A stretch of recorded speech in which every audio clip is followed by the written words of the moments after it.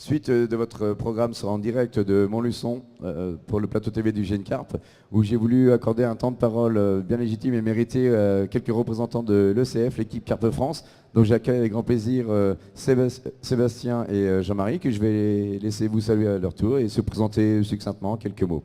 Sébastien. Écoute, bonjour à tout le monde. Voilà, donc le salon a commencé depuis 2 jours. Nous sommes en plein feu de l'action avec Jean-Marie et toute l'équipe Carp France. Voilà, donc on a constitué une nouvelle équipe donc, pour l'année 2012. On lance la saison, on attaque les entraînements dans 1 mois déjà.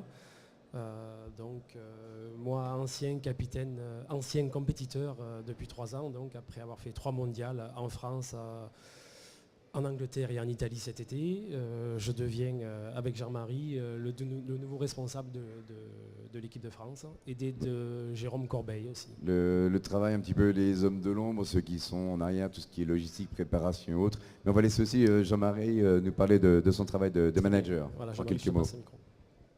Donc Jean-Marie, je suis manager depuis 2007 et alors, comme le disait Sébastien, on a commencé à préparer les championnats du monde qui se dérouleront en Roumanie. La prochaine édition, Roumanie, ça n'a pas encore été très médiatisé. Maintenant, on sait que la prochaine édition, c'est Roumanie. C'est en Roumanie du 18 septembre au 24. D'accord, ça c'est l'information aussi que j'avais moi-même oublié de préciser. Bon, il y a eu le bon résultat d'Italie dont on va parler, mais pensons déjà, vous, de toute façon, ils pensaient déjà au prochain. Voilà. Et là, on prépare le premier entraînement qui aura lieu à P6, à côté de Toulouse. D'accord, très bien.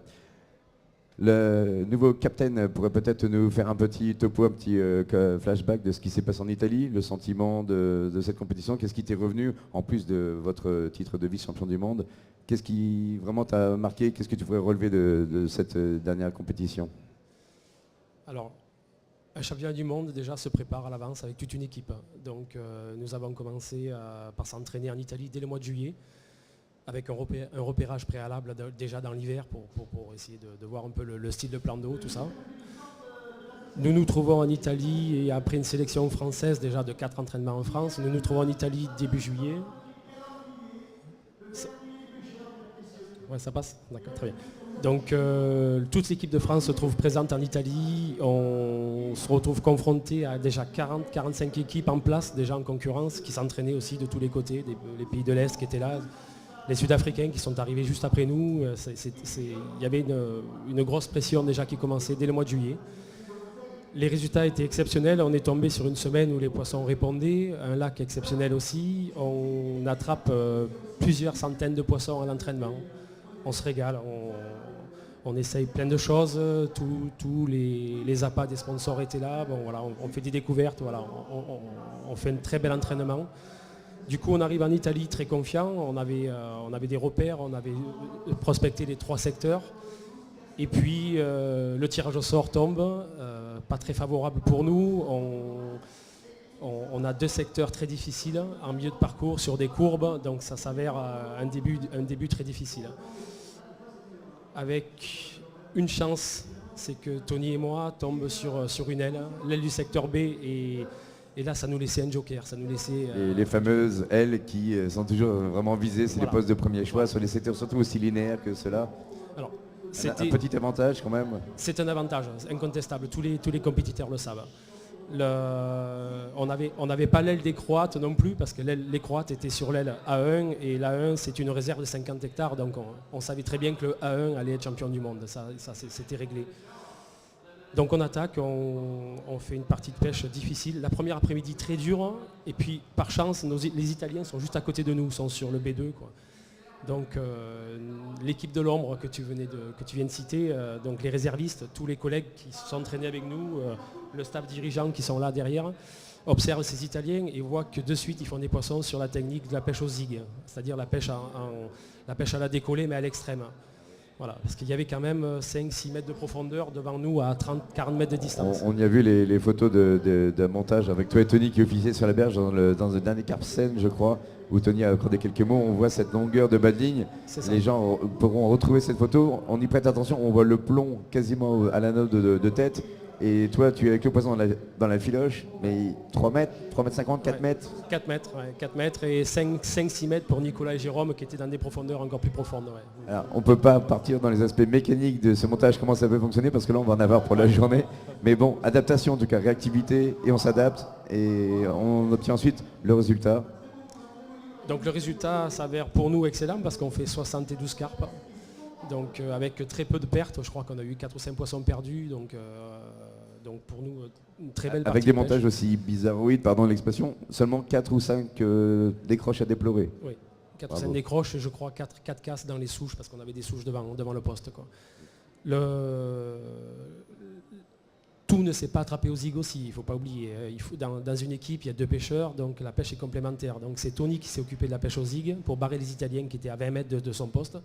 Et moi, j'ai fait un barrage classique sur mon aile droite de la bordure jusqu'à 40 mètres, tout simple, une pêche classique que tout le monde connaît, avec un rappel permanent de farine, de pelettes et bien sûr de bouillettes des sponsors sur les montages. Quoi. Voilà. Il y a tellement de poissons dans ces plans d'eau, à savoir que pour faire un championnat du monde, les organisateurs ont une obligation d'avoir 70% de poissons de petite taille. Donc il faut attaquer ces poissons-là, sinon on passe à côté de la compétition. Voilà. C'est avec ce type de prise qu'on fait vite grimper les compteurs, de toute façon aussi. C'est inévitable, même si ça fait que 2 kilos, il faut additionner ces 2 kilos pour faire un gros score. Quoi. Voilà. Mais jusque dans la préparation, le matériel que vous aviez amené, vous visiez spécialement ces petits poissons, je pense notamment à la taille de votre épuisette. Il y a des compétiteurs au coup, enfin des pêcheurs de carpe au coup qui utilisent des épuisettes de ce type-là, mais c'est beaucoup plus facile à mettre en place, à manier. Vu qu'il y a du rendement au niveau des touches, il faut que les 2 pêcheurs de l'équipe soient autonomes, c'est-à-dire qu'on a chacun nos épuisettes, on a chacun l'épuisette carpiste classique pour un gros poisson comme l'amour blanc qu'on a attrapé, mais il faut aussi une épuisette à cadre rigide, donc inspirée de la pêche au cou. Une épuisette à cadre rigide pour la rapidité, épuisetter seul et poser seul, sans manipuler, sans démancher le cadre de l'épuisette. Il faut être très très rapide. Hein. Donc pour tous ces petits détails techniques, retrouvez donc l'interview de Tony dans le dernier Carpsen. On enchaîne vite sur le résultat, vous remportez le secteur avec une confortable avance en plus sur le second. Et au final, au niveau du Team France, ça a donné... Donc la 5e position, pour la deuxième fois, 2 années consécutives, avec une 3e place par équipe en France, 3 ans plus tôt en 2009. Ouais. Ouais. Donc et vous avez ramené ce titre en individuel, en équipe individuelle de vice-champion du monde. Alors, notre titre individuel... partagé avec bien sûr tous les staffs, évidemment. Il porte le nom d'individuel, mais il est au nom de toute l'équipe parce que tu ne fais pas un titre individuel tout seul, c'est pas possible. J'aime beaucoup que tu défendes cette notion de cohésion et de collectif, vraiment le collectif. C'est le boulot de chacun. Ouais. C'est une relation permanente avec, par les moyens techniques, ou Taki-Volki ou les téléphones portables. On est en relation permanente avec tous nos collègues qui sont en action de pêche. Et c'est un travail d'une saison totale, complète. Quoi. Tu ne fais pas 70% dans un mondial avec des concurrents pareils à côté parce qu'ils savent tous très très très très bien pêcher aussi. Quoi. Ils veulent tous gagner aussi. Quoi. Et c'est cet esprit collectif que tu défends aussi bien qui t'a probablement valu cette promotion, même si on ne hiérarchise pas bien sûr les fonctions et le boulot de chacun, mais c'est ce qui t'a valu maintenant d'occuper la place de capitaine de l'équipe de France. Alors, ce qui est sûr, c'est que quand Jean-Marie et Jean-François et Bruno Selki m'ont demandé de rentrer en équipe de France en 2009, je leur ai dit de suite oui. J'avais rêvé d'être présent, déjà en Afrique du Sud l'année d'avant, mais pour des moyens financiers, je n'ai pas pu les accompagner. Et j'ai dit oui, juste pour donner un coup de main à cette équipe de France, juste pour donner tout ce que j'avais appris en compétition Rhône-Alpes, parce que les Rhône-Alpins sont tous très forts aussi. Donc, voilà. Et la surprise, c'est que le fait de tout donner, de tout offrir, a fait que je me suis senti très à l'aise et a fait que le staff dirigeant de l'époque m'a fait confiance et m'a fait pêcher déjà d'entrée la première année en France, à Ubi, sur le lac d'Ubi, dans le Gers.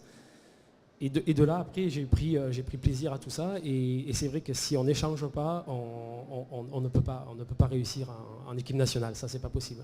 Donc, félicitations pour cette nomination. Persuadé que tu feras au moins autant de bon travail dans l'ombre, comme on le disait, que sur la berge.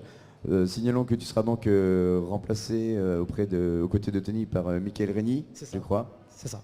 Qui est aussi une connaissance personnelle que j'affectionne beaucoup et qui saura assurer la responsabilité de te succéder. Ouais.